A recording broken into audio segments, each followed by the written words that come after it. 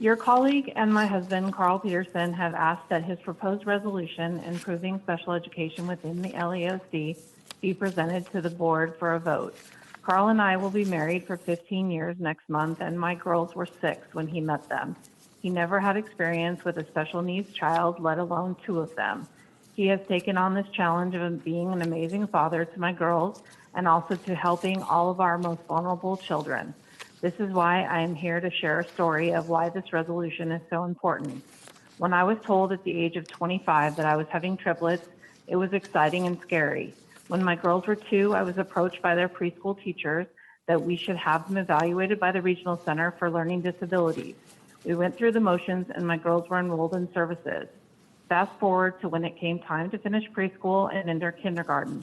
My daughter Zoe had already been diagnosed with autism, but Morgan was given the diagnosis of pervasive developmental delay. As preschool was coming to a close, I persisted and asked for another eval, and she was re-diagnosed with autism. Looking back, I now wonder if she missed out on services due to this delay in diagnosis. Kindergarten came, and for the first time in a very long while, all 3 of my girls were able to be on the same campus.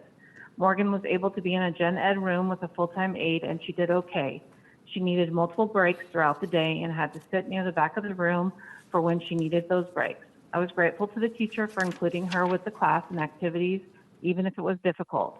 I do believe that having Morgan there taught the other children about people with different abilities. The year ended and it was time for the dreaded IEP. I coached myself because I knew that this inclusive environment was not going to be the right fit for Morgan. She was not reading at the same speed of the other children, and she still needed those multiple walking breaks, which I knew were disruptive.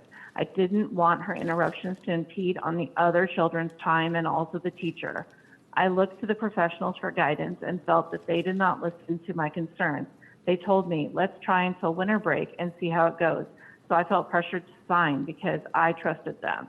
First grade started and it was an immediate disaster. Morgan was overwhelmed, and even though she had the same age, she spent more time out of the room than learning. Right after Thanksgiving, another IEP was held, and Morgan was moved to a special day class where she could grow, learn, and build a foundation of who she is today. Carl and I have attended more than our fair share of IEPs together and separately, along with due process hearings, etc.